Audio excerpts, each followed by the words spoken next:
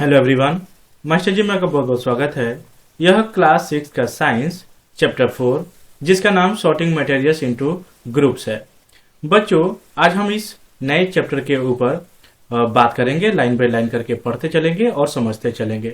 इससे पहले कि अगर आप हमारे चैनल पे पहली बार आए हैं तो प्लीज इसे सबसे पहले सब्सक्राइब करें, लाइक करें, कमेंट करें और मेरे द्वारा बताया हुआ कुछ भी चीज अगर आपको अच्छा लगे तो प्लीज आप हमें कमेंट करके सही है गलत है ये भी आप हमें जानकारी दें और अपने दोस्तों के साथ शेयर करना बिल्कुल भी ना भूलें। तो चलिए शुरू करते हैं लाइन बाय लाइन करके। 4.1 ऑब्जेक्ट अराउंड अस, यानी हमारे आसपास की जितनी भी चीजें हैं उन सभी के बारे में। We have seen that our food and clothes have so much variety in them. यानी हमने देखा है कि हमारे खानों में या कपड़ों में कई सारी वैरायटियां होती हैं। Not just food and clothes, यानी सिर्फ कपड़ों में या फिर खानों की ही बात हम ना करें, कई सारी हमारे आसपास की चीजों में वैरायटियां होती हैं। जैसे कि चेयर कई तरीके का होता है, लकड़ी का भी होता है, प्लास्टिक का होता है, लोहे का होता है, बुलक काट की अगर हम बात करें, बैलगाड़ी की बात करें, साइकिल की बात करें, कुकिंग यूटेंसिल यानी जो खाना बनाने की जो बर्तनें होती हैं उसके बारे में बात करें, बुक की बात करें, कपड़ों की, खिलौनों की, वाटर बोटल्स की, पत्थर की यानी स्टोन्स की, और भी कई सारी चीजें अलग अलग चीजों की ये बनी होती हैं। All these objects have different shapes and sizes, clothes and uses, यानी ये इनका सभी शेप साइज अलग अलग होता है, कलर अलग अलग होता है और इनका इस्तेमाल भी अलग अलग होता है। जैसे कि फिगर 4.1 में आप देख सकते हैं।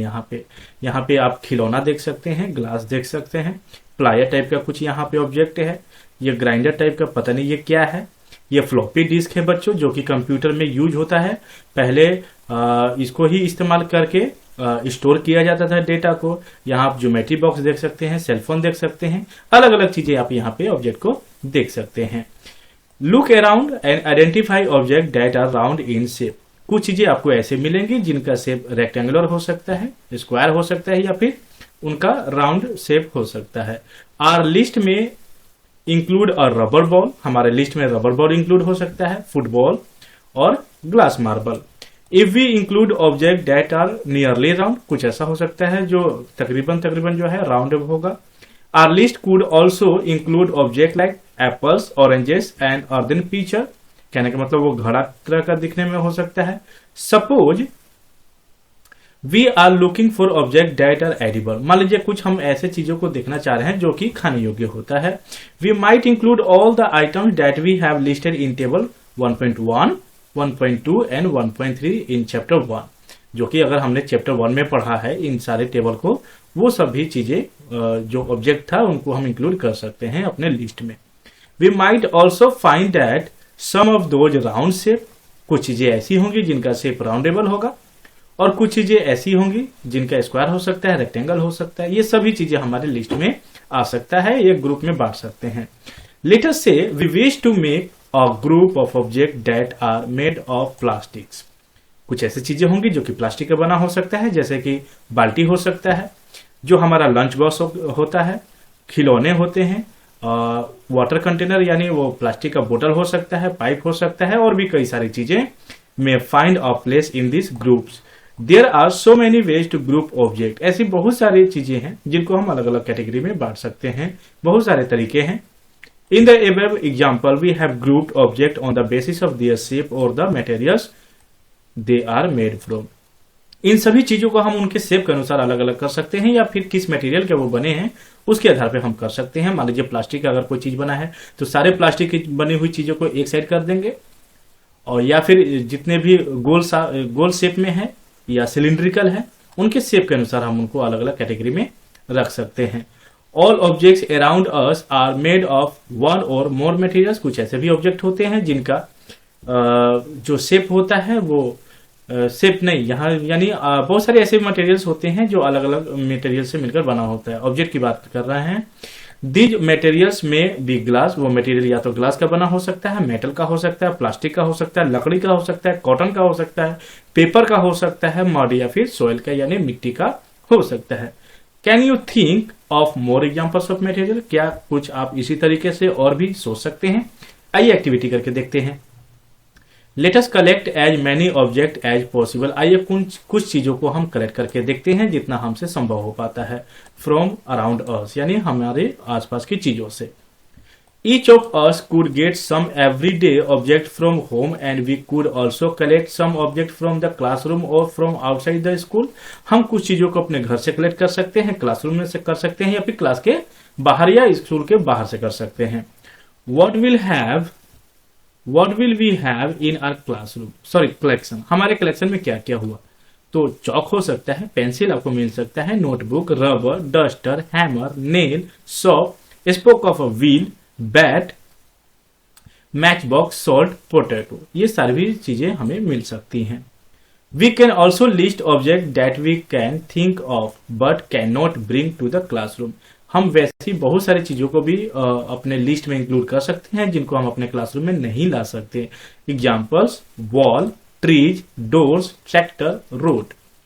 Separate all object from this collection that are made from paper or would.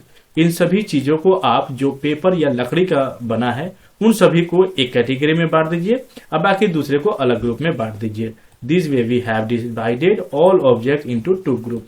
One group has the object that are made from paper or wood while the other group has the object that are not made up of these materials. यानी कुछ material को या तो लकड़ी का या फिर paper का बना है उसको आप अलग कर दीजिए और जो पेपर और लकड़ी का नहीं बना उसको आप सेकंड ग्रुप में रख दें. सिमिलरली यानी ठीक इसी प्रकार we could separate the things that are used for preparing food. कुछ वैसी भी चीजें होंगी जिनसे हम खाना तैयार करते हैं, उनको भी अलग आप करें. Let us be a little more systematic. आइए कुछ सिस्टम से हम बात करें, तरीके से बात करते हैं. List all object collected in table 4.1. आपको नीचे दिया गया 4 टेबल में आपको कुछ लिस्ट बनाना है, देखना है. Try identify the material that each one is made of. आपको कोशिश करना है, ध्यान देना है कि यह चीजें जो है ऑब्जेक्ट है किस मटेरियल से मिलकर बना है. It could be fun to make this a large table. आपके लिए यह बहुत ही फनी हो सकता है. आप जब आप लिस्ट बनाने जाएंगे तो हो सकता है आपका लिस्ट बहुत ही लंबा हो जाए. Collection information about as many object as possible. जितना आपसे संभव हो पाता है उतना ही करें. It may seem difficult to find out materials out of which some of these objects. आपके लिए हो सकता है थोड़ा सा मुश्किल हो जाए कि यह ऑब्जेक्ट किस मटेरियल से मिलकर बना है. तो इस केस में आप क्या करें, अपने दोस्तों के साथ डिस्कस कर सकते हैं, टीचर के साथ कर सकते हैं या अपने पेरेंट के साथ कर सकते हैं. तो आइए इस टेबल को जरा हम देख लेते हैं. ये टेबल हमसे क्या कहा जा रहा है. 4.1 objects and material they are made of. अब देखिए लेफ्ट हैंड साइड में आपको ऑब्जेक्ट लिखा हुआ है, राइट हैंड साइड में आपको यह ऑब्जेक्ट किन मटेरियल से मिलकर बना है इन चीजों को यहाँ पे लिखा गया है. जैसे यहाँ प्लेट या थाली हिंदी में कहें तो ये किन चीजों से मिलकर बना होता है मटेरियल से, तो यह स्टील का बना हो सकता है, ग्लास का हो सकता है, प्लास्टिक का हो सकता है या फिर दूसरे चीजों का भी बना हो सकता है. दूसरे चीज कहने का मतलब आजकल जो हम शादी विवाह में खाना खाने के लिए जाते हैं तो जो हमें डिस्पोजल प्लेट मिलता है वो पेपर का बना होता है या फिर फाइबर का बना होता है. पेन की अगर बात करें तो प्लास्टिक का हो सकता है या फिर मेटालिक हो सकता है. ओके. या तो आजकल तो बहुत लोग गिफ्ट में सिल्वर का देते हैं तो सिल्वर भी एक तरह का मटेरियल है, उनसे भी मिलकर बना होता है. दूसरा एग्जांपल अगर हम बात करें तो यहाँ पे मान लीजिए कि यहाँ पे वाटर बोतल अगर हम लिख दें तो ये प्लास्टिक का बना हो सकता है या फिर ग्लास का बना हो सकता है. ओके. एक्टिविटी 2 को देख लेते हैं. एक्टिविटी 2 हमसे क्या कहा जा रहा है. Table 4.2 list some common materials. यानी कुछ ऐसे भी आपको लिस्ट बनाने हैं जो सेम मटेरियल से मिलकर बना हो. You can also add more materials in column 1 that are known to you. यानी कुछ ऐसे भी जो आप जानते हैं उसको कॉलम 1 में रखें. Now try and think of every day object you know. आप डेली जो आप देखते हैं जानते हैं उसके बारे में आप ऑब्जेक्ट को अलग अलग कैटेगरी में रखें. That are made mainly of these materials and list them in column 2. Okay बच्चों, यहाँ बुझो देखिए बुझो क्या कहना चाहते हैं, जरा इनके बारे में जान लेते हैं. ये कह क्या रहे हैं. Boojho wants to know whether we found some materials that were used for making more than one type of object. यानी बुझो यह जानना चाहते हैं कि क्या हमने यह पता लगाया है कि कुछ चीजें जो हैं उपयोग जो है उसका इस्तेमाल एक से अधिक वस्तुओं की यानी वस्तुओं को बनाने में किया जाता है. यानी एक ही मटेरियल से कई सारे ऑब्जेक्ट को बनाया जाता है. टेबल 4.2 में देखिए आपको क्या क्या दिखा रहा है. यहाँ पे डिफरेंट टाइप्स ऑफ ऑब्जेक्ट यानी लेफ्ट हैंड साइड में आपको मटेरियल दिया गया है और राइट हैंड साइड में ऑब्जेक्ट दिया गया है. जैसे यहाँ पे देखिए लकड़ी एक तरह का मटेरियल हो गया. यह यानी हिंदी में कहें तो ये पदार्थ हो गया, यानी इन पदार्थों से, इन मटेरियल से कौन कौन सा ऑब्जेक्ट बना होता है। तो लकड़ी से हम चेयर को बना सकते हैं, टेबल को बना सकते हैं, हल को बना सकते हैं, बैलगाड़ी को बना सकते हैं, या बैलगाड़ी का जो पहिया होता है वह बना सकते हैं। अगर पेपर की बात करें तो उससे बुक्स बनती हैं, पेज बनता है, नोटबुक बनता है, न्यूज़पेपर बनता है, खिलौना बनता है, कैलेंडर बनता है। लेदर की अगर बात करें तो बेल्ट बनता है, बैग बनता है, प्लास्टिक से चेयर वगैरह बनता है, कॉटन से हम क्लोथ्स बनाते हैं। ठीक है, तो इस तरह से ये कॉलम आपका कंप्लीट हो जाता है। What do we find from the class these tables, इस टेबल से हमें क्या समझ में आता है। First, we grouped object in many different ways, हम अलग अलग चीजों को हम कई तरीकों से अलग अलग ग्रुप में कर सकते हैं। We then found that objects around us are made of different material, हमारे आसपास की चीजें जो मिलती हैं वो अलग अलग मटेरियल से मिलकर बना होता है। At times an object is made of a single material, कुछ ऐसे भी चीजें हैं जो सिंगल मटेरियल से मिलकर बना होता है। An object could also be made of many materials, कुछ ऐसे भी चीजें होंगी जो कई सारे मटेरियल से मिलकर बना होता है। And then again one material could be use for making many different object, एक ही मटेरियल से हम कई सारे वस्तुओं को बना सकते हैं, कई सारे ऑब्जेक्ट्स को बना सकते हैं।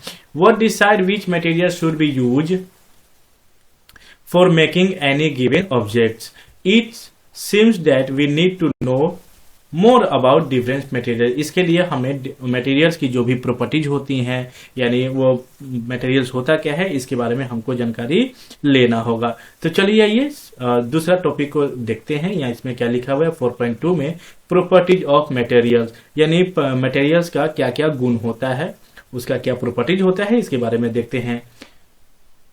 Have you ever wondered why a tumbler is not made with a piece of cloth? इसका क्या कहने का मतलब बच्चों, क्या आपने कभी यह जानने का कोशिश किया है जो ग्लास होता है वो कपड़े का क्यों नहीं बना होता है। Recall our experiment with piece of cloth in chapter 3, आप याद कीजिए जो चैप्टर 3 में आपने एक्सपेरिमेंट करके देखा था। And also keep in mind, और अपने दिमाग में यह बात भी रखिए, that we generally use a tumbler to keep a liquid, कहने का मतलब कि टम्बलर का हम इस्तेमाल इसलिए भी करते हैं ताकि उसमें हम लिक्विड वाली चीजें रख सकते हैं। Therefore would it not be silly, ऐसा नहीं होगा। क्या आपको क्या लगता है ये थोड़ा सा बेवकूफी नहीं है? अगर मान लीजिए कोई कपड़े वाली चीजों में हम लिक्विड वाली चीजें डाल देते हैं तो क्या ये बेवकूफी नहीं होगी। If we were to make a tumbler out of cloth, मान लीजिए अगर कोई बर्तन अगर हम कपड़े का बनाते हैं तो क्या हो सकता है। फिगर 4.2 में आप नीचे देख सकते हैं, यहाँ पे देखिए, यहाँ पे ये पहेली है। पहेली क्या करती है, एक कपड़ा लिया, कपड़े का ग्लास का रूप दिया और उसमें ये कोई लिक्विड डाल रही है। What we need for a tumbler is glass, plastic, metals or other such material that will hold water. Similarly, it would not be wise to use paper-like material for cooking vessels. आगे देखिए, आगे क्या लिखा हुआ है। We see then, हमने देखा, that we choose a materials to make an object depending on its properties, यानी हम जो भी मटेरियल जो भी ऑब्जेक्ट हम बताते हैं पहले हम मटेरियल्स को देखते हैं कि उन चीजों में क्या रखना होता है, क्या उसका प्रॉपर्टीज होता है। And the purpose for which the object is to be use, हम ये भी देखते हैं कि जो चीजें हमें रखनी है, मान लीजिए हमें कोई लिक्विड वाली चीज रखनी है तो क्या हम कपड़े का थोड़ी उसका हम कंटेनर बना लेंगे, नहीं तो क्या होगा, वो लीक करेगा, उसमें होल्ड करके रह ही नहीं पाएगा। सो what are all the properties of materials that would be important for their usage? Some properties are discussed here. कुछ इसी तरह का प्रॉपर्टीज यहाँ पे आपको डिस्कस देकर बताया गया है। चलिए सबसे पहले अपीयरेंस की बात कर लेते हैं, यानी वह दिखने में कैसा होता है। Materials usually look different from each other, यानी मटेरियल जो होते हैं जनरली देखने में एक दूसरे से बिल्कुल ही भिन्न होते हैं, अलग अलग होते हैं। Would looks very different from iron, यानी जो लकड़ी होता है वह लोहे से देखने में काफी अंतर होता है। Iron appears different from copper और एल्युमिनियम, वहीं अगर लोहे की बात करें तो ये एल्युमिनियम और कॉपर से दिखने में बिल्कुल ही अलग होता है, डिफरेंट होता है। At the same time there may be some similarities between iron, copper and aluminium that are not there in wood. कुछ वहीं अगर सिमिलैरिटीज की बात करें, उसका अगर समानता की अगर बात करें तो लोहे का, कॉपर का, अल्युमिनियम का कुछ सिमिलरिटीज भी होती हैं जो कि लकड़ी से बिल्कुल भी अलग होता है। चलिए एक्टिविटी 3 को पढ़ते हैं और समझते हैं कि इसमें क्या दिया गया है। Collect small pieces of different material. आप कुछ मटेरियल को इकट्ठा कीजिए जो कि अलग अलग मटेरियल का मिलकर बना होता है। जैसे पेपर, आप देखिए पेपर क्या चीज का मिलकर बना होगा, तो ये लकड़ी से बनता है, कार्डबोर्ड लकड़ी से बनेगा, would, copper wire, aluminium sheet, chalk, ये सभी चीजें आप इकट्ठा करने की कोशिश कीजिए अगर पॉसिबल है तो। Do any of these appear shiny. क्या इसमें से कोई ऐसा चीज आपको मिला जो कि दिखने में शाइनी हो, चमचमाता हुआ आपको क्या नजर आ रहा है? Separate the shiny materials into a group. जितने भी आपको शाइनी ऑब्जेक्ट दिखता है उन सबको अलग ग्रुप में रखें। Now observe as the teacher cuts each materials into 2 pieces. अब अपने टीचर को कहें या अपने टीचर के ऑब्जर्वेशन में आप एक काम कीजिए, उन मटेरियल्स को काटने की कोशिश कीजिए 2 भागों में। उसके बाद क्या होगा? Look at the freshly cut surface. और जिधर से आपने काटा उस सभी सरफेस को आप गौर से देखिए। फिगर 4.3 में जिस तरह से दिखाया गया है आप यहाँ पे देख सकते हैं। जिस साइड से कटा उधर देखिए आपको शाइनी नजर आ रहा होगा यहाँ पर। ओके बच्चों, आगे देखिए इसमें क्या लिख रहा है यहाँ पे। Do you notice such a shine और lustre in the other materials. बच्चों यहाँ पे साइन का मतलब आप समझते हैं, लस्टर का मतलब भी वही होता है, साइनी होता है यानी चमकना होता है। Cut them any way as you can. आप कहीं भी कट करके देखिए जहां पे पॉसिबल हो, आपको यही नजर आएगा। यानी जितनी बार भी आप कट करेंगे आपको साइनी ऑब्जेक्ट दिखेगा ही दिखेगा, वो सरफेस आपको साइनी ही दिखेगा। Repeat this in the class with as many materials as possible and make them a list of those without luster instead of cutting. You can rub the surface of material with sandpaper to see if it has luster. कहने का क्या मतलब है बच्चों, यहाँ पर आप जितनी बार भी कट करके देखेंगे तो आपको शाइनी सरफेस ही नजर आएगा। अगर आप चाहे तो कट न करके आप उसको चाहे तो सैंड पेपर से घिस के भी देख सकते हैं, आपको उसका अंदर का जो अपीयरेंस होगा, जो आपको दिखाई देगा, वह शाइनी ही नजर आएगा। Materials that have such lustre are usually metals. यानी जितने भी मेटल्स होते हैं, जो मटेरियल्स होते हैं वो ज्यादातर शाइनी होते हैं अगर उसको आप कट करके देखा जाए या फिर जो सैंड पेपर होता है उसे लगा के। Iron, copper, aluminium and gold are examples of metals. यानी ये जो भी मैंने अभी नाम लिया, आयरन, कॉपर, अल्युमिनियम, गोल्ड, ये सभी चीजें मेटल होता है। Some metals often lose their shine and appear dulls. इन्हीं में से कुछ ऐसे भी मेटल होता है जो कि समय के साथ ये अपना शाइनी जो है वो कुछ समय के बाद इनका जो चमक होता है वो खत्म हो जाता है। कारण क्या है इसका? Because of the reaction of air and moisture on them. कारण है इसका हवा, यानी हवा के साथ क्या होता है, जब वो रिएक्शन करता है तो उसके ऊपर से जो चमक है वो चली जाती है, उसके ऊपर मॉइस्चर लग जाता है। जैसे अगर लोहे की बात करें बच्चों, तो अगर लोहे को हम काफी समय तक यानी काफी दिनों तक अगर हम उसके ऊपर पेंट ना करें तो क्या होगा, उसमें आयरन पकड़ लेगा यानी जंग लग जाएगा। कारण क्या है? क्योंकि हवा में क्या होता है, नमी होता है, यानी हवा में पानी होता है, जिसके कारण रिएक्शन के कारण क्या होता है, उसमें जंग लगता है, कोरोजन लगता है। We therefore notice the lustre. हमने अभी लस्टर के बारे में बात किया यानी साइन के बारे में बात किया, देखा हमने। Only on their freshly cut surface. हमने कहाँ देखा, यानी जो शाइनी चीजें हमने देखा, लस्टर देखा, जहां पे हमने उसको कट किया वहीं पे देखा, उसके सरफेस को देखा। When you visit an iron Smith और अ वर्कशॉप, या कहीं अगर लोहार का मान लीजिए कहीं पे अगर वर्कशॉप है तो आप वहां जाके देख सकते हैं। Look out for freshly cut surface of metals rose to see if they have lustre. आप चाहे तो वहां पे जहां पे काम होता है लोहे का, आप वहां जाके देख सकते हैं। चलिए आइए अब हार्डनेस की बात कर लेते हैं। यह हार्डनेस हमसे क्या कहा जा रहा है यहाँ पे। Okay, When you press different materials with your hands, आप अलग अलग चीजों को अगर आप हाथ से दबा के देखेंगे तो आपको क्या देखने को मिलेगा? Some of them may be hard to compress while others can be easily compressed. कुछ वस्तुएं आपको ऐसे मिलेंगे जिसको दबाने पे आपको लगेगा कि ये दब ही नहीं रहा है, काफी हार्ड है। वहीं कुछ ऐसा मिलेगा जो कि आपको सॉफ्ट लग सकता है। टेक अ मेटल की, अगर कोई मान लीजिए मेटल का बना हुआ चाबी है, उसको आप एक काम कीजिए, दबा के देखिए, क्या वो दबता है? नहीं दबेगा। प्रेस करके देखेंगे तो नहीं दबेगा। और क्या करें? Try to scratch with them. आप एक काम कीजिए, उसके ऊपर स्क्रैच करके देखिए। The surface of piece of wood, aluminium, a piece of stone a nail, candle, chalk, any other materials or object, इन सभी ऑब्जेक्टों के ऊपर आप यही काम करके देख सकते हैं। लगा के देखिए, दबा के देखिए। You can easily scratch some materials, कुछ ऐसे मटेरियल्स होंगे जिसके ऊपर आप आसानी से स्क्रैच मार सकते हैं, कर सकते हैं, जबकि while some cannot be scratched so easily, कुछ ऐसे भी चीजें हैं जिसके ऊपर आप स्क्रैच नहीं कर सकते। Materials which can be compressed और स्क्रैच easily, कुछ ऐसे मटेरियल्स होते हैं जिसको आप बहुत ही आसानी से दबा सकते हैं, स्क्रैच कर सकते हैं, खींच सकते हैं। उन सभी चीजों को हम सॉफ्ट के कैटेगरी में रखते हैं। और जो जिनको हम कंप्रेस नहीं कर पाते, डिफिकल्टीज होती है, उसको हम हार्ड के कैटेगरी में रखेंगे। For example cotton sponge is soft while iron is hard.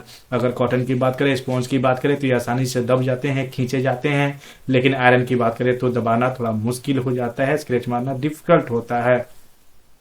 In appearance अगर दिखाई की बात करें, materials can have different properties like lustre, hardness, be rough or smooth. यानी अगर हम मेटल्स की बात करें, मटेरियल्स की बात करें तो उनका जो प्रॉपर्टीज होता है वो क्या होता है? लस्टर होता है, शाइनी होता है, हार्डनेस होता है, वह रफ होगा, ओके, या फिर स्मूथ हो सकता है। यानी वो अगर छू के आप देखें तो रफली आपको लगेगा या फिर चिकना लगेगा। अगर पुराना होगा तो रफली नजर आएगा, नया होगा तो चिकना नजर आएगा। जितना ज्यादा घिसेंगे उसको वो उतना ही ज्यादा स्मूथ नजर आएगा आपको। Can you think of other properties that describe the appearance of material? कुछ अलग और भी आप उसके बारे में बता पाएंगे, उसके प्रॉपर्टीज के बारे में, उसको क्या आप डिस्क्राइब कर पाएंगे मटेरियल के बारे में? चलिए आइए बात करते हैं सोल्यूबल और इनसोल्यूबल।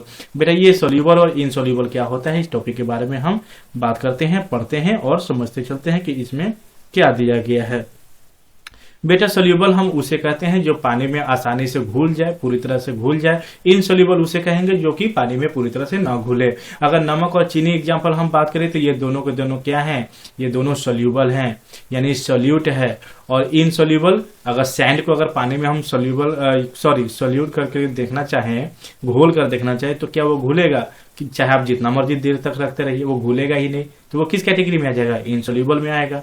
चलिए एक्टिविटी 4 को पढ़ते हैं। Collect samples of some solid substances such as sugar, salt, chalk powder and sand and sawdust. Okay बच्चों, इन चीजों को आपको लेना है और पानी में क्या करना है? घोल कर देखना है। देखिए यहाँ पे वही दिया गया होगा। टेक 5 ग्लासेस और बीकर्स, आपको 5 ग्लास लेना है या फिर बीकर लेना है, उसमें पानी भर लेना है। उसके बाद फिर क्या करना है बेटा? यहाँ पे देखिए नमक और चीनी आप जब डालेंगे तो ये पूरी तरह से कुछ समय के बाद अगर आप स्टीर करेंगे, घुमाएंगे, घोलने की कोशिश करेंगे तो बहुत आसानी से घुल जाता है। लेकिन वही अगर आप सैंड लें, यहाँ जो एग्जाम्पल में दिया हुआ था, या आप सैंड ले सकते हैं या फिर चॉक पाउडर ले सकते हैं, सॉडस्ट ले सकते हैं, देखिएगा ये नहीं घुलता है। कारण क्या है इसका? यानी अगर हम कहें तो नमक और जो चीनी था यह सोल्यूबल था, लेकिन सैंड की बात करें या सॉडस्ट की बात करें तो यह सोल्यूबल नहीं था। ठीक है बेटा, आगे देखते हैं। चलिए इसी पे थोड़ा सा और आपको मैं बता देता हूँ सोल्यूबल वाली चीजें, यानी नमक और चीनी। मान लीजिए हाफ आपने इसका क्या लिया, पानी ले लिया। इस कंटेनर में आपने यहाँ तक पानी ले लिया, जैसे कि इमेज में यहाँ पे दिखाया गया, यहाँ तक पानी लिया गया है। इसमें आप 2-3 चम्मच अगर आप पानी डालेंगे तो जरा आप बताइए इसका जो वाटर लेवल है ये क्या करेगा? इंक्रीज करेगा या डिक्रीज करेगा या फिर कांस्टेंट रहेगा? आप सोच कर बताइए और आप हमें कमेंट करके भी बताइए आपको क्या लगता है। ठीक है, यहाँ देखिए टेबल दिया गया है, mixing different solid materials in water, यानी अलग अलग आपको सब्सटेंसेस दे रखा है, चीजें दे रखा है, आपको बताना है कि ये क्या होगा, डिसअपियर होगा, सोल्यूबल होगा या इनसोल्यूबल होगा, आपको ये चीजें बतानी है। तो सॉल्ट क्या होगा? कुछ समय के बाद पानी में पूरी तरह से डिसअपियर हो जाएगा, गायब हो जाएगा, यानी ये सोल्यूबल होगा। शुगर भी सेम यही होगा, जो ऊपर की चीजें दे रखी हैं। सैंड बेटा ये डिसअपियर नहीं होगा, ये अपीयर होगा, ये दिखेगा। ओके, चॉक पाउडर क्या होगा? ये क्या होगा? ये पूरी तरह से ये भी नहीं घुलेगा, सोडस्ट भी नहीं नहीं घुलेगा। ओके, आगे देखते हैं। यू विल नोटिस दैट, आपने नोटिस किया, some substances have completely disappeared or dissolve in water. आपने कुछ चीजों को यानी नमक और चीनी को देखा, जब पानी में आपने घोला तो ये पूरी तरह से गायब हो गया। तो इन चीजों को हम क्या कहेंगे? सोल्यूबल इन वाटर, यानी ये पानी में घुलनशील है। और दूसरे अगर चीजों को अगर हम बात करें, सब्सटेंसेस की बात करें, तो क्या लिख रहा है? Do not mix with water and do not disappear even after we stir for a long time, यानी काफी समय तक भी अगर इसको हम घोलने की कोशिश करें तो ये नहीं घुलेगा। तो इस तरह की चीजों को, इस तरह के सब्सटेंसेस को हम इनसोल्यूबल कहते हैं। ठीक है बच्चों, मुझे पूरा उम्मीद है कि आपको समझ में आ रहा होगा।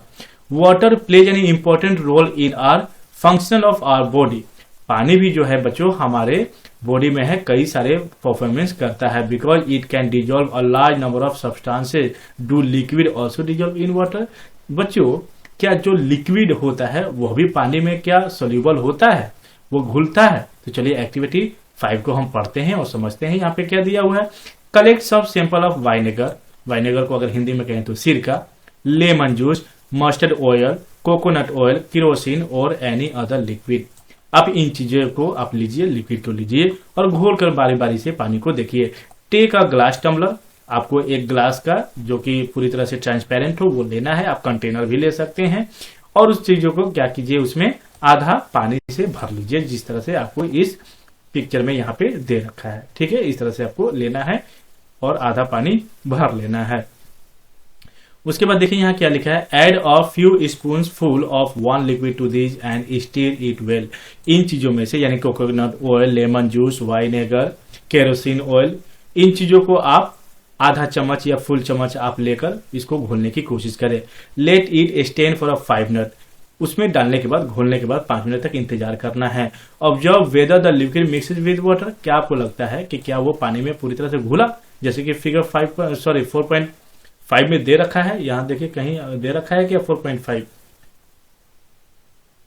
ये आपको पिक्चर देखिए किधर दे रखा है मुझे, हाँ ये देखिए 4.5 यहाँ पे दे रखा है। ए नंबर जो दिया है, some liquid mix with well with water while some others do not. ए नंबर में पूरी तरह से सोल्यूबल है, घुल चुका है। वहीं बी की अगर बात करें तो इसमें नहीं घुल रहा है। Repeat the same with other liquid. यही क्रिया आप, यही काम दूसरे लिक्विड के साथ भी करें। As many different liquid as are available to you. यानी जो कुछ भी आपको इजिली मिल जाए वो चीज आप घोल कर देखिए, या तो वो पानी में घुलेगा या फिर नहीं घूमेगा। जिसका जैसा नेचर होगा वैसा वो बिहेव आपके साथ करेगा। Right your observation in table 4.4। आपने जो भी अभी एक्टिविटी किया उसको इस टेबल में आपको देखिए क्या करना है, फिल करना है। ओके, वाइनेगर की अगर बात कर रहा है तो ये क्या होगा, आपको इसमें या तो लिखना है मिक्सेस वेल लिखना है या फिर डज नॉट मिक्स लिखना है। तो वाइनेगर क्या होगा बच्चों, आपको एक एग्जांपल यहाँ पे दिया गया है। ये क्या होगा, ये पूरी तरह से पानी में घुल जाएगा। लेमन जूस भी क्या होगा, पानी में पूरी तरह से घुल जाएगा, यानी ये मिक्सेस वेल हो जाएगा। मस्टर्ड ऑयल को देखिए तो ये पानी में नहीं घुलता है। अगर आप पानी में सरसों का तेल अगर डालें तो आप देखेंगे कि सबसे ऊपर में क्या होगा, ये फ्लोट करेगा। कोकोनट ऑयल भी देखिए ये भी फ्लोट करेगा, केरोसिन भी फ्लोट करेगा। ठीक है बच्चों, इसलिए बरसात में हम क्या करते हैं, जहां पे पानी का जमाव होता है वहां पे हम केरोसिन डाल देते हैं, ताकि क्या होता है, पानी के ऊपर में जो मच्छर जाके अपने लार्वा को या फिर अंडे को देते हैं, तो इससे क्या होता है, उनको ऑक्सीजन नहीं मिल पाता है और वो आसानी से मर जाते हैं, ब्रीड नहीं करते हैं। ठीक है बच्चों, आगे देखते हैं आगे इसमें क्या दिया हुआ है। We notice that some liquid get completely mix with water. हमने देखा कि कुछ ऐसे लिक्विड हैं जो पानी में पूरी तरह से मिक्स हो जाता है। Some other do not mix with water and form a separate layer when kept aside for some time. हम कुछ समय के लिए भी छोड़े, लेकिन वो पानी में पूरी तरह से मिक्स नहीं होता है। चलिए आइए यहाँ पे देखते हैं बूझो और पहेली क्या कह रहे हैं। Boojho suggest that we also check if the liquid that we all use in activity 5 mix well with some liquid other than water. Paheli is curious to know whether gas also dissolve in water. इसका क्या कहने का मतलब है बच्चों, बूझो यह सुझाव देते हैं या देता है कि हमें यह भी जांच करना चाहिए। हमने जो भी एक्टिविटी 5 में देखा कि जिन चीजों के साथ यानी जिन लिक्विड का उपयोग किया हमने, वो क्या हुआ, कुछ घुला, कुछ मिला और कुछ क्या हुआ, पूरी तरह से मिक्स नहीं हुआ। पहली यहाँ पे जानना चाहती हैं, क्यूरियस मतलब बेटा उत्सुकता, यानी ये उत्सुकता से जानना चाहती हैं। क्या जानना चाहती हैं, क्या गैस भी पानी में डिजॉल्व होता है। चलिए आइए देखते हैं। Some gases are soluble in water whereas others are not. कुछ ऐसे भी गैस होता है जो कि पानी में सोल्यूबल होता है, वहीं कुछ गैस सोल्यूबल नहीं होता है। अगर मैं आपसे क्वेश्चन करूं बेटा व्हाट इज एयर, तो आप क्या कहेंगे, मैनी गैसेस यानी मैनी मिक्सचर ऑफ गैसेस। अगर आपसे मैं पूछूं कि एयर क्या होता है, हवा क्या होता है, तो आप क्या कहेंगे? ढेर सारे गैसों का मिश्रण, ठीक है। Water usually has a small quantities of some gases dissolve in it, यानी बच्चों पानी में कुछ गैस डिजोल्व होता है। For example oxygen has dissolve in water is very important for the survival of animals and plants that live in water. कहने का क्या मतलब है बच्चों, यानी पानी में ऑक्सीजन बहुत ही आसानी से डिजोल्व रहता है, घुला हुआ रहता है, तभी तो जितने भी एक्वेटिक प्लांट या फिर एनिमल्स होते हैं वो सरवाइव कर पाते हैं, वो जी पाते हैं। अगर मछलियों की बात करें तो मछली भी तो ऑक्सीजन लेती है, तभी तो वो जी पाती है। वो अपने गिल्स के थ्रू क्या करती है, इनहेल करती है। पहले वो क्या करती है, पहले पूरा पानी को वो ऑब्जर्व कर लेती है गिल्स के थ्रू, और जो भी ऑक्सीजन मिलता है उसको वो इनहेल कर लेती है। ठीक है बच्चों, आगे देखते हैं नेक्स्ट टॉपिक में क्या दिया हुआ है। ऑब्जेक्ट्स में फ्लोट और सिंक इन वाटर, इसका क्या मतलब है बच्चों? कुछ ऐसे ऑब्जेक्ट होते हैं जो पानी के ऊपर फ्लोट करता है, तो कुछ होता है कि पानी के अंदर डूब जाता है, सिंक कर जाता है। While doing activity 4 you might have noticed that the insoluble solid separated out from water, यानी जब आप एक्टिविटी 4 कर रहे थे तो आपने क्या देखा कि कुछ ऐसे भी इनसोल्यूबल सॉलिड होगा जो कि पानी से पूरी तरह से अलग ही दिखाई दे रहा होगा। और भी क्या देखा होगा आपने? You may have also notice that this with some liquid in activity 5, आपने एक्टिविटी 5 में भी देखा होगा। some of these materials that do not mix with water, कुछ ऐसे मटेरियल्स भी आपने देखा होगा जो कि पानी में पूरी तरह से नहीं घुल रहा था। कुछ क्या हो रहा होगा, फ्लोट कर रहा होगा, तो कुछ सरफेस में जाके सिंक किया होगा। Other may have sunk to the bottom of the tumbler, right, यानी कुछ ऐसे भी होंगे जो पानी के ऊपर फ्लोट कर रहा होगा, तैर रहा होगा, तो कुछ ऐसे भी चीजें होंगी, सब्सटेंस होंगी जो कि पानी के नीचे जाकर बॉटम में जाके शिफ्ट हो गया होगा। We notice many example of object that float in water or sink, हमने बहुत सारे ऐसे एग्जाम्पल को देखा है या समझा है या जानते होंगे कि कुछ ऐसे ऑब्जेक्ट होते हैं जो पानी के ऊपर फ्लोट करते हैं तो कुछ चीजें सिंक हो जाती हैं। ऐसा क्यों होता है आप फिगर 4.6 में देख सकते हैं। अगर यहाँ पे देख पा रहे होंगे, इस फिगर में देखिए आपको कुछ स्टोन्स नजर आ रहे होंगे, तो कुछ आपको कीज नजर आ रहा होगा पूरी तरह से, जो कि ये पानी के यानी इस कंटेनर के बॉटम साइड में शिफ्ट हो गया है, नीचे जाके बैठ गया है। वही कुछ चीजें देखिए पानी के ऊपर फ्लोट कर रहा है। ठीक है, इसमें देखिए वो क्या लिखा हुआ है, dried leave fallen on the surface of pond. आपने देखा होगा नदी तालाबों के ऊपर जो पेड़ों का जो पत्तियां होती हैं सूखी हुई, वो पानी के ऊपर फ्लोट करते रहता है। A stone that we throw into this pond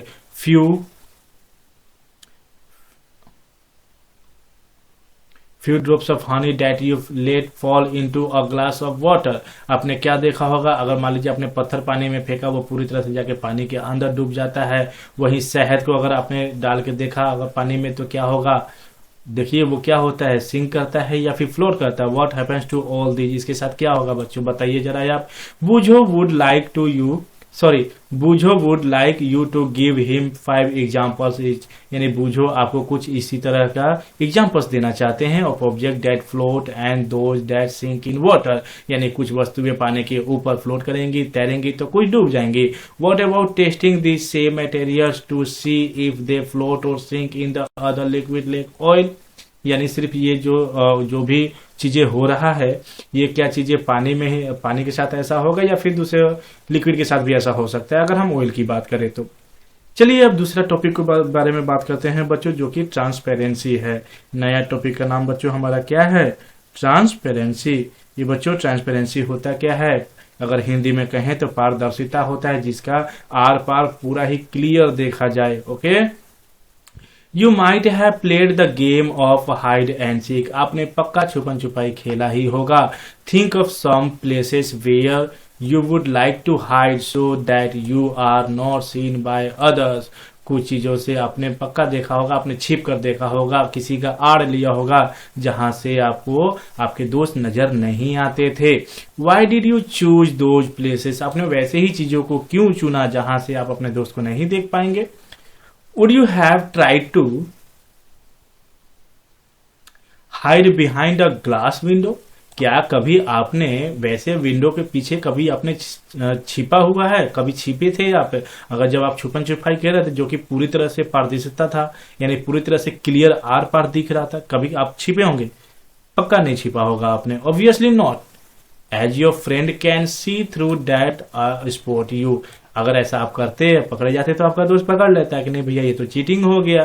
can you see through all materials, those substances और materials through which things can be seen are called transparent. Okay बच्चों, अगर आपसे कोई पूछे व्हाट इज ट्रांसपेरेंट, तो देखिए आप यहाँ से आंसर कर पाएंगे ट्रांसपेरेंट होता क्या है। यहाँ से देखिए आंसर आप यहाँ से लिख सकते हैं, दो सब्सटेंसेस और materials through which things can be seen are called transparent. Okay बच्चों, आगे देखते हैं आगे क्या दिया हुआ है इसमें। फिगर 4.7 में आपने यहाँ पे देखा होगा, यहाँ देखिए ये देखिए कुछ ऐसा ऑब्जेक्ट है जो पूरी तरह से नहीं दिख रहा है। यही सेकंड बच्चा देखिए थोड़ा बहुत ये देख पा रहा है, लेकिन ये थर्ड बच्चा जो है ये पूरी तरह से क्लियरली देख पा रहा है ये होता क्या है। ठीक है बच्चों, इसी के बारे में हम देखते हैं कि ऐसा कौन सा ऑब्जेक्ट है, इस तरह के ऑब्जेक्ट को हम क्या कहते हैं जिसे हम आर पार बिल्कुल भी नहीं देख पाते, या दूसरा कौन सा ऐसा ऑब्जेक्ट होता है उसे हम क्या कहते हैं जिसे हम थोड़ा बहुत देख पाते हैं, या जिसे हम क्लियरली आर पार देख सकते हैं, उस तरह के मटेरियल्स को क्या कहते हैं, इसी के बारे में हम डिस्कस करेंगे। Glass, water, air and some plastics are examples of transparent material, यानी इन चीजों को हम ट्रांसपेरेंट मटेरियल कहेंगे, ट्रांसपेरेंट कहेंगे। क्यों? क्योंकि इससे हम बहुत ही आसानी से आर पार देख सकते हैं। Shopkeeper usually prefer to keep biscuit, sweets, other eatables in transparent container of glass और प्लास्टिक। बच्चों देखिए जो दुकानदार होता है वो क्या करता है, अपने सामानों को ऐसे चीजों में ऐसा रेक बना देता है, ऐसा सेल बना देता है जिससे बच्चों को आसानी से दिख जाता है, ताकि लोग कस्टमर उसको आसानी से देख सकता है और खरीद सके। So that buyers can easily see these items. Okay, जिस तरह से आप इस पिक्चर में देख पा रहे होंगे। ऑन द अदर हैंड, अगर दूसरे शब्दों में बात करें, दूसरी चीजों में बात करें, there are some materials through which you are not able to see, these materials are called opaque. यानी कुछ ऐसे मटेरियल्स होते हैं जिससे क्या होता है, आप थोड़ा बहुत यानी आप उसको बिल्कुल ही नहीं देख पाते हैं। ओके, कुछ ऐसे भी मटेरियल्स होते हैं जिसे आप बिल्कुल भी नहीं देख पाते हैं, तो इस तरह के मटेरियल को हम ओपेक कहेंगे। अगर आपसे पूछे कोई व्हाट इज ऑब्जेक्ट, तो क्या कहेंगे आप, there are some material, there are some material through which you are not able to see, these materials are called opaque. इसे हम ओपेक कहते हैं, जिसे हम बिल्कुल भी नहीं देख पाएंगे। अगर एग्जांपल्स की अगर इसका बात करें हम, तो क्या कह सकते हैं, wooden box, cardboard, carton, metal container इसका एग्जाम्पल हो सकता है, लकड़ी हो सकता है। ठीक है बच्चों, ये सभी एग्जाम्पल्स ओपेक के होंगे। और आगे क्या लिखा है बच्चों, आगे देखते हैं आगे क्या लिखा हुआ यहाँ पर। Do we find that we can group all materials and object without any confusion as either opaque और ट्रांसपेरेंट। अच्छा बच्चों, क्या आप बता सकते हैं अब अंतर कुछ ऐसे एग्जांपल्स के बारे में जिससे आप कैटेगराइज कर सकें कि कौन सा ट्रांसपेरेंट है और कौन सा ओपेक है। मुझे तो पूरा उम्मीद है कि आप बता पाएंगे। देखिए बच्चों, जिसे पूरी तरह से ना दिखे उस तरह के ऑब्जेक्ट्स को हम ओपेक कहते हैं, और जिससे थोड़ा आपको क्लियरली पता चले, आर पार आपको दिख सके, इस तरह के मटेरियल्स को हम ट्रांसपेरेंट कहते हैं। बच्चों इसमें एक और होता है, ट्रांसलूसेंट भी होता है। इस चीज को आप याद रखें, ट्रांसलूसेंट, जिसे आप थोड़ा बहुत देख सकते हैं। मान लीजिए पेपर में अगर आपने तेल लगा दिया, पानी लगा दिया, ठीक है, तो उससे क्या होता है, आपको थोड़ा बहुत दिखाई देता है। तो इस तरह के मटेरियल्स को हम क्या कहेंगे, ट्रांसलूसेंट कहेंगे। ओके बच्चों, आगे बढ़ते हैं एक्टिविटी 6 की तरफ। Take a sheet of paper and look through it towards a light bulb, यानी एक पेपर लीजिए और उसमें क्या करना है, आपको लाइट की तरफ देखिए। Make a note of your observation, और अपने ऑब्जर्वेशन को नोट कीजिए। Now put 2 to 3 drops of some oil and spread it on the sheet of paper. उस पेपर पे एक काम कीजिए, थोड़ा सा तेल को लीजिए और उसके ऊपर थोड़ा सा स्प्रेड कर दीजिए, फैला दीजिए, और फिर से उसको लाइट की तरफ आप देखिए। Look again towards the lighted bulb through that portion of the paper on which the oil has been spread, यानी जहां पे पेपर पे आपने तेल को स्प्रेड किया था, फैलाया था, वहां से आप फिर से बल्ब को देखने की कोशिश कीजिए। Do you find that the bulb is more clearly visible than before? यानी तेल लगाने से पहले, ऑयल को स्प्रेड करने से पहले जब आप देख पा रहे थे और जब फिर आपने तेल को फैलाया, अब बाद में देख रहे हैं, तो क्या आपको ऐसा नहीं समझ में आ रहा है कि बल्ब आपको ज्यादा क्लियरली नजर आ रहा है? But can you see clearly through the oil paper? क्या आप ऑयल पेपर से अच्छी तरह से नहीं देख पा रहे हैं? Is everything on the other side of visible? आपको कुछ विजिबल नहीं हो रहा है, यानी थोड़ा बहुत समझ में नहीं आ रहा है। Perhaps not. The materials through which object can be seen but not clearly. यानी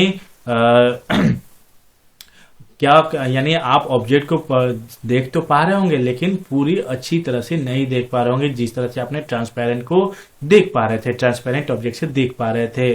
तो जिससे थोड़ा बहुत हमें समझ में आता है, दिखाई देता है। इस तरह के मटेरियल्स को हम ट्रांसलूसेंट कहते हैं बच्चों, जो कि मैंने ऊपर आपको बताया। Remember the oily patch on paper when we tested food item for presence of fats that was translucent too. Can you think of some more examples of translucent materials? क्या कुछ और भी आप ट्रांसलूसेंट मटेरियल्स के बारे में हमें बता सकते हैं? क्या होता है? We can therefore group material as opaque, transparent और ट्रांसलूसेंट। हम कई सारे मटेरियल्स को हम इन कैटेगरी में रख सकते हैं, ओपेक के कैटेगरी में, ट्रांसपेरेंट के कैटेगरी में और ट्रांसलूसेंट के कैटेगरी में। ठीक है बच्चों, आगे हम पढ़ते हैं। देखिए यहाँ पे क्या लिखा हुआ है। अगर आप टार्च जलाकर आप ऊपर से हाथ रखेंगे तो आपको देखिएगा आपके जितने भी हाथों में हड्डियां होंगी या फिर जो वेन्स होंगे, कुछ आपको समझ में आएगा। पूरी तरह से क्लियरली आपको ट्रांसपेरेंट की तरह तो नहीं दिखाई देगा।